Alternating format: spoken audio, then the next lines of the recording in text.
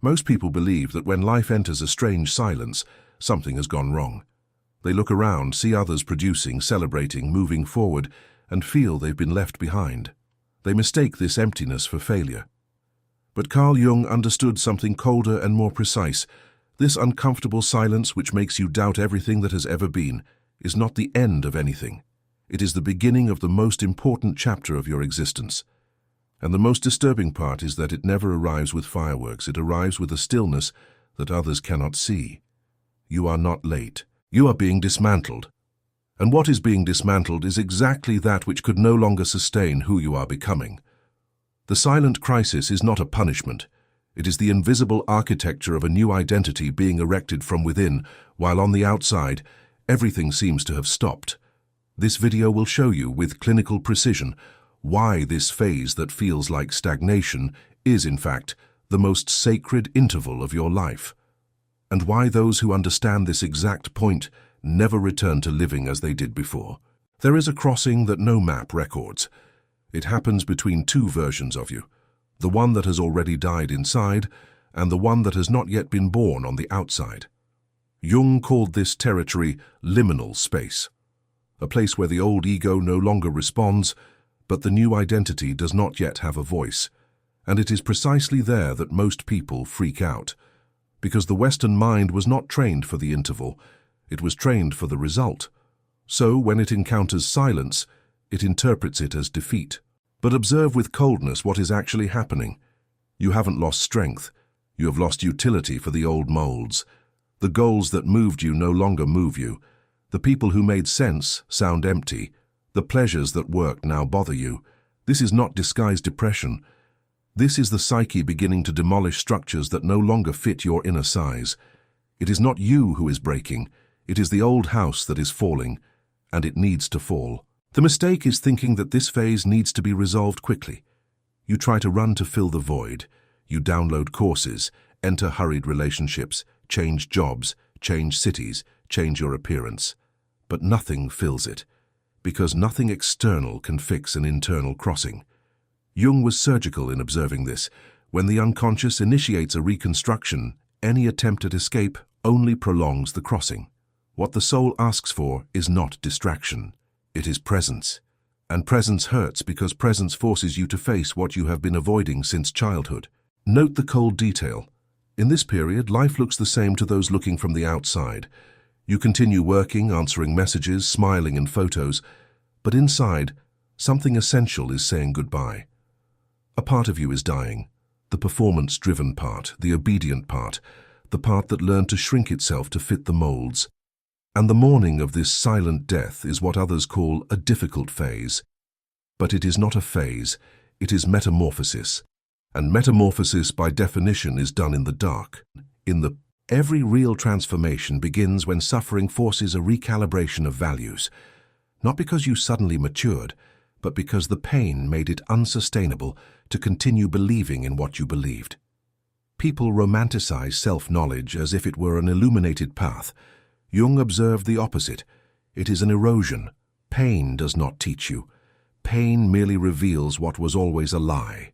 And the biggest lie you have carried until now is that your life needed to be approved by someone to be worthwhile. Observe with honesty how many decisions in your life were made to please. The course you chose so as not to disappoint. The relationship you maintained so as not to seem unstable. The career you built to prove something to people who don't even care anymore. You weren't living. You were performing a version of yourself to gain effective permanence in a circle that was never yours. And the exhaustion you feel today is not the exhaustion of working. It is the accumulated exhaustion of outsourcing the authority over your own life. The moment this breaks is the moment the real chapter begins. It is not a loud epiphany. It is a sudden indifference. One day you look at the validation that used to move you, and you feel nothing. Not contempt, not anger, nothing. It's as if the internal switch has been turned off. Jung would call this the displacement of psychic libido. The energy that previously flowed outward, seeking confirmation, begins to flow inward, seeking truth. And when this direction changes, the world loses power over you. Not because you have hardened, because you have returned. And here is the point that almost no one has the courage to admit. The end of the search for external validation is not instant freedom. It is solitude. Because when you stop performing, many people will leave. Not because they hate you, but because they don't know how to relate to someone who doesn't ask for approval. And it is exactly at this breaking point that individuation begins to be born. That is why I prepared the Código do Despertar for you. Not as another motivational course to occupy your anxiety, but as an inner map based on the depth psychology of Carl Jung, created for those who have already understood that going back is no longer an option. It is 60 days, one lesson a day with keys, questions, and declarations that cross exactly this point where external validation dies and internal authority must be born. You read, execute the micro-action, and record it in your journal.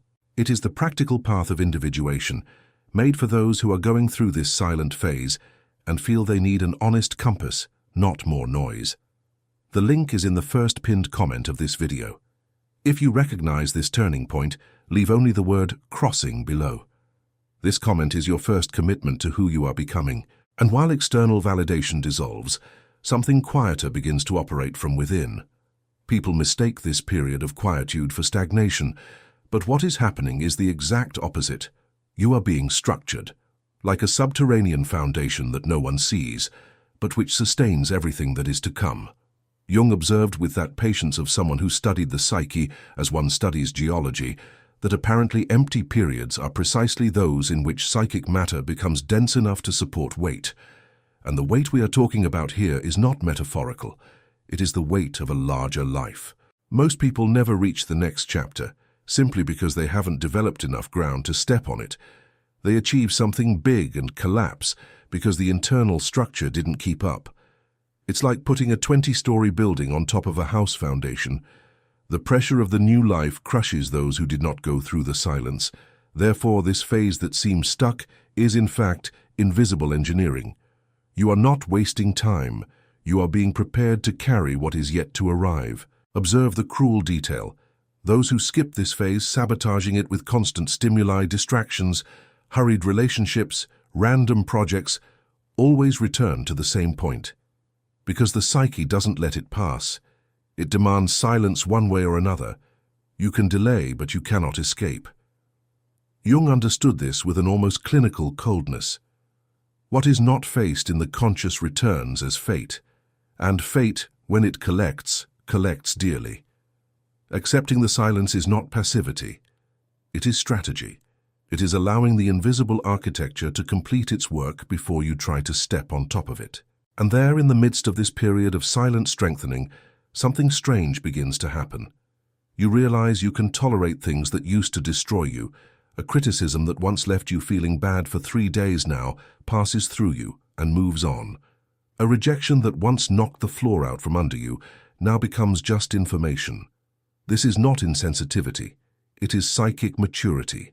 It is the direct result of the subterranean work that no one applauded. And it is at this point that the most disconcerting experience begins. You look at your life and it looks the same. The people around you, the work, the furniture in the house, the face in the mirror. Nothing has visibly changed, but inside, something essential is no longer there. It's as if you swapped the core while no one was paying attention. Jung described this phenomenon as the dissolution of the old ego. And there is no word for this in the culture of results. Because it is not a visible achievement, it is a disappearance. You continue to answer to your name, but the name no longer represents you. You continue going to the same places, but the places sound distant. You talk to the same people, but the conversations seem like echoes of a version of you that no longer exists. This is not a symptom. This is the process. The identity you built to survive is dissolving, and the new one has not yet finished forming. You are, literally, between two versions of yourself, and the interval between them is the most uncomfortable place a human being can inhabit. The mistake at this point is to interpret the estrangement as a problem. You start to wonder if you are depressed, if you need more intense therapy, if you need to change everything by force. But Jung would observe with that disturbing calm, the estrangement is not a disease. It is an indicator. It is the psyche saying that the old mask no longer fits, and that any attempt to force it back will generate chronic suffering. You don't need to fix the estrangement. You need to inhabit it with respect. And the most interesting thing is that within this disappearance, a more authentic frequency begins to emerge. You begin to notice small tastes, small repulsions, small truths that were always there but were stifled by the urgency to belong. You realize that that hobby has been calling you for years, that that conversation has displeased you for years, that that path has been calling you for years, and these perceptions, previously seen as distractions, now reveal themselves as clues. Crumbs left by your soul on the floor of your own unconscious so that you could find your way back home. And if you are exactly at this point where the old identity no longer responds, but the new one does not yet have a form, the Código do Despertar was built for this specific interval. 60 days, 60 lessons, the Jungian map of individuation transformed into daily practice. The link is in the first pinned comment. Don't let this moment pass by. Those who cross this point without direction cross it twice. And then comes the quietest and most radical moment of this entire crossing. The moment when the old concept of success simply loses its flavor. You look at what always made you run. The position, the bank balance, the public recognition, the comparison with colleagues. And you feel a cold, almost clinical indifference. It is not giving up. It is reordering. Jung would say that the psychic libido has found a deeper center and no longer accepts serving a superficial center. This is disturbing for those on the outside, because society has no repertoire for dealing with someone who has stopped running without being broken. People ask what happened, offer guesses, suggest therapies, suggest rest, suggest new goals. They cannot understand that you do not need to be fixed. You have been realigned. And realignment brings a specific solitude, the solitude of one who can no longer explain their life using the old vocabulary. You speak a language that those still playing the old game cannot translate. The new scoreboard is relentless because it is internal. It doesn't measure how much you earn. It measures how much you breathe without tightening your chest. It doesn't measure how many followers you have. It measures if you can be alone without feeling empty. It doesn't measure promotions. It measures if, at the end of the day, you recognize your own face in the mirror. These criteria do not generate applause, but they generate something that the old success never delivered: peace. And peace is the only psychic asset that does not depreciate over time. And it is here that a cruel truth needs to be told. Most people never change scoreboards. They grow old competing in a game that no longer makes sense, collecting achievements that do not nourish, piling external milestones on top of a void that no one filled. They die full of trophies and empty of themselves. Jung would observe with that serene coldness, living without changing scoreboards is the most elegant form of symbolic suicide, and no one notices because the facade continues to shine. You, however, are at the point where the facade no longer convinces even you. And that is why going back hurts more than moving forward, because those who have already seen the new scoreboard can no longer pretend that the old one matters. And yet a question remains in your head. If I changed scoreboards, where do I go now? Where is the map? Where is the certainty? And here Jung delivers one of the most uncomfortable observations of his work.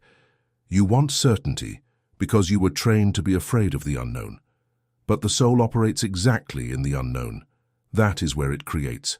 That is where it remakes itself. Whoever demands immediate clarity is asking the soul to work with the tools of the ego, and the soul always refuses. The uncertainty you are feeling is not an absence of direction. It is the direction being formed in real time, far from the reach of the rational mind. That job that ended without explanation, that relationship that crumbled without logic, that change that seemed absurd at the moment, that opportunity that passed without you grabbing it. All of this, seen in isolation, seems like chaos. But seen from a distance, over time, it reveals a terrifying coherence. The pieces, which seemed loose, fit into a design that only the unconscious could project. Jung called this phenomenon the symbolic tapestry. You only see the reverse side while you are embroidering. Cut threads, irregular knots, colors that seem not to match. But it is enough to turn the fabric over at the right time to see the complete design. And it is then that you realize nothing was a waste. Not the pain, not the loss, not the delay, not the silence. Each element served the formation of the image that you could not see while you were still immersed in the process. Trusting in uncertainty is not blind faith. It is a clinical recognition that the psyche has its own cycles and does not obey the ego's haste. It is accepting that the journey has its own intelligence, and that this intelligence, though silent, is infinitely wiser than any 5-year plan you have sketched on paper. You can surrender to the journey with dignity, or you can fight it and lose what little energy you have left. Jung would say, with that icy precision, those who fight the unconscious always lose, not because the unconscious attacks, but because it simply waits. And it is here that responsibility transfers to you. You have already understood that it is not failure, it is a crossing. You already know that external validation no longer sustains you. You already recognize silence as preparation. The question that remains is, are you going to cross this phase with a map, or are you going to cross it fumbling for a few more years? The Código do Despertar is prepared, in the first pinned comment, for those who decide today that they will not let this phase pass without extracting from it everything it came to teach you. 60 days, 60 lessons, a clear direction built on the depth psychology of Jung. Those who click now start today. Those who delay cross another cycle without clarity. The choice is coldly yours. And then, almost without you noticing, the crossing ends. Not by an external event, not by a visible achievement, not by a milestone that others will celebrate with you. The crossing ends because, on some ordinary day, you wake up and notice that you are no longer the same person who entered it. The things that used to destabilize you now pass through you like wind. The people who used to dictate your mood now occupy a smaller and more appropriate space.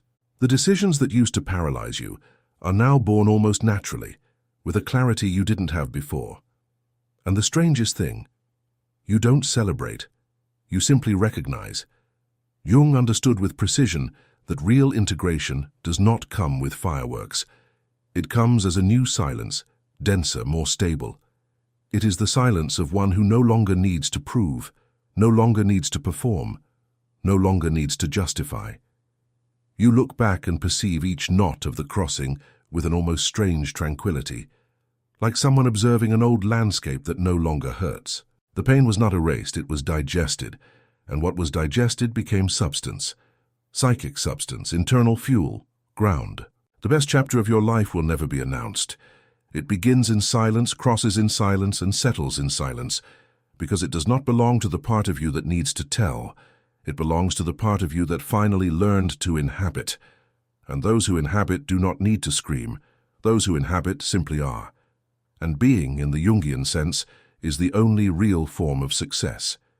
So observe what is happening to you now with clinical honesty. If you recognize this crossing while listening, it was not a coincidence. It was your psyche confirming that you are already inside it. You can choose to cross this chapter blind, stumbling over your own symbols, delaying the encounter with who you are becoming. Or you can choose to cross with direction, with method, with Jung's psychology transformed into daily practice in the Código do Despertar, which is in the first pinned comment. You can close this video and continue interpreting the silence as failure. Or you can accept now that it is the portal. The illusion is over. Choose.